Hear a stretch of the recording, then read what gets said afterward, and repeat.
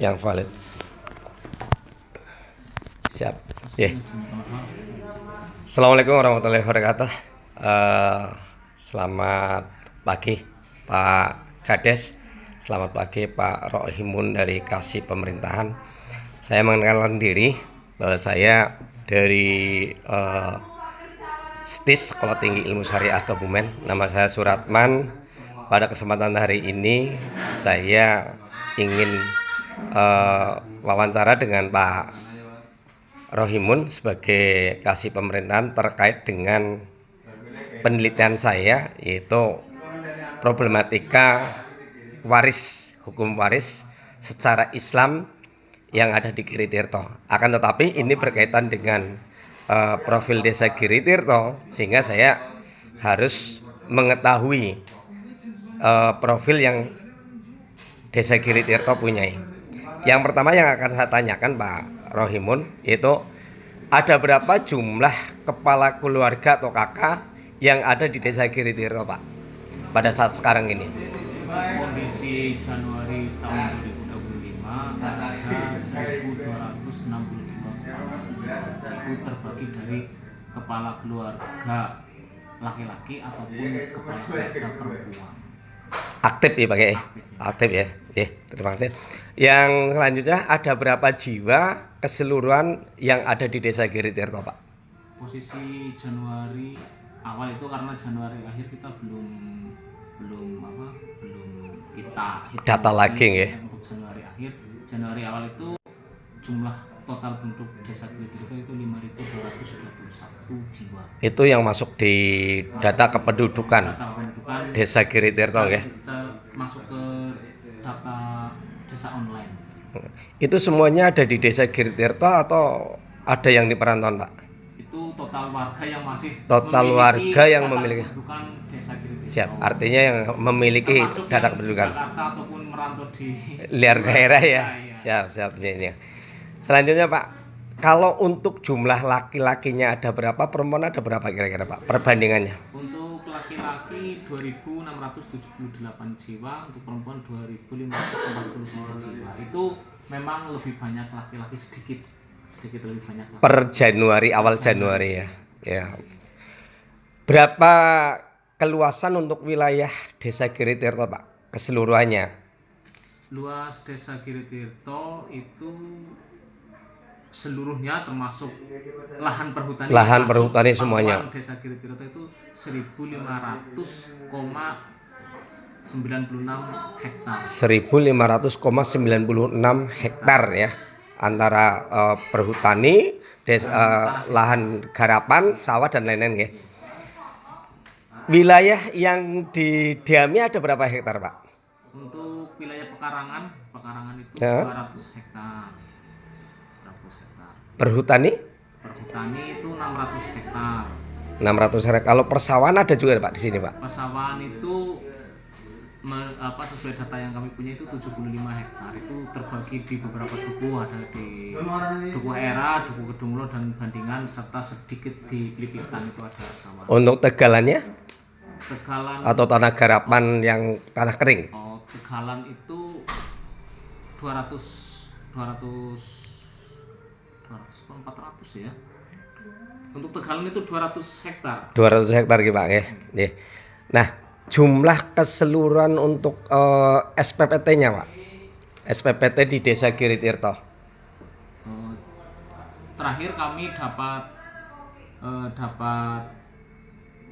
DHKP, daftar tagihan PBB dari BPKAD Kabupaten Kebumen tahun 2025 itu jumlah SPPT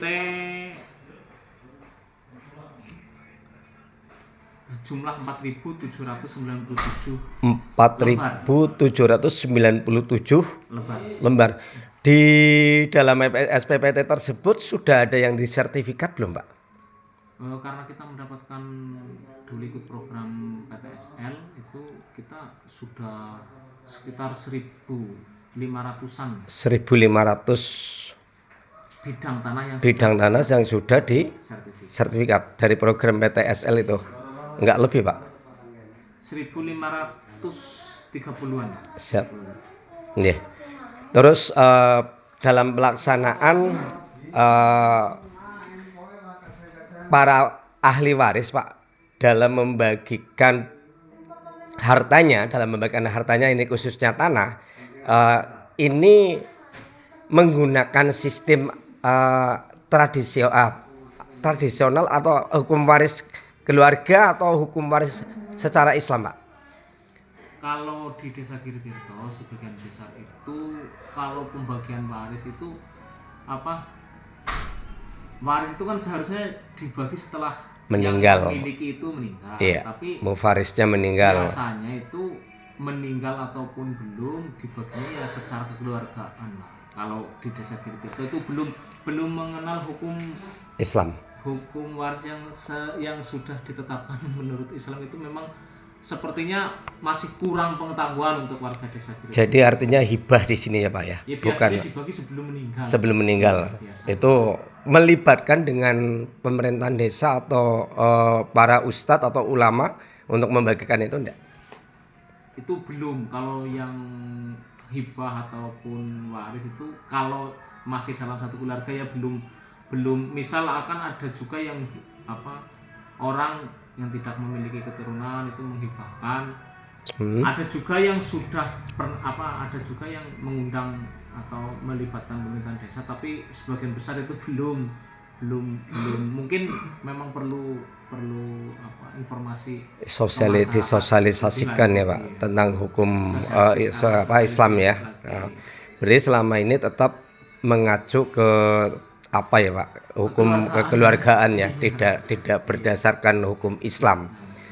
Dalam pembagiannya Pak biasanya ini menentukannya bagaimana antara laki-laki dan perempuan?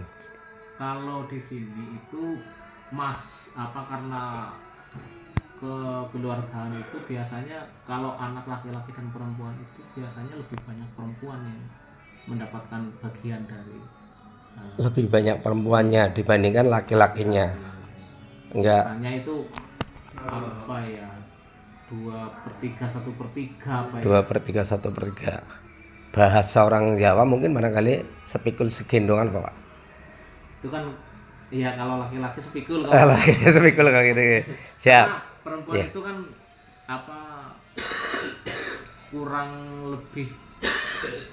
kurang berdaya dibanding laki-laki menurut orang tua mereka, jadi disiapkan yang lebih banyak perempuan dibanding anak laki-laki. Kalau untuk pembagian harta tentunya ini tetap masih mengacu ke kekeluargaan ya. Dalam keadministrasiannya gimana Pak? Ini biasanya dilaporkan ke desa enggak setelah pembagian itu berlangsung, baik itu hibah maupun waris? Kalau hibah ataupun waris itu masih jarang banget yang lapor ke desa. Kecuali mungkin yang ada keterkaitan misal mau dijual atau apa itu baru ke desa. Kalau hanya waris terus hibah itu masih jarang banget ditemukan yang lapor ke desa. Selama ini ada temuan-temuan nggak? Artinya setelah dibagi secara kekeluargaan oleh ahli warisnya itu ternyata terjadi suatu sengketa. Ya kita pernah mendapati itu. Pernah ada permasalahan seperti itu ya? Ini malah di dekat di balai desa. Itu pernah sudah menurut itu kan versinya masing-masing ada dua versi yang menurut satu pihak itu sudah diberikan, yang menurut pihak yang satu lagi itu tidak seperti itu karena ada dua keluarga, akhirnya itu ya diselesaikan secara kekeluargaan. Kita sebagai pemerintah desa hanya mendampingi saja. Tapi bisa terselesaikan Pak? Akhirnya mungkin belum selesai Pak Kadisnya kemarin ya itu. Sampai ada yang masuk ke ranah hukum enggak? Artinya diadukan sampai ke pengadilan. Itu dulu ya yang kejadian itu belum ke pengadilan tapi sudah ke melibatkan penasihat hukum. Tapi dikembalikan ke keluarga. Ya. Eh, Selanjutnya Pak, dalam persengketaan ini untuk mengantisipasi ke depannya tidak terjadi lagi upaya yang dilakukan oleh pemerintahan desa, bagaimana Pak?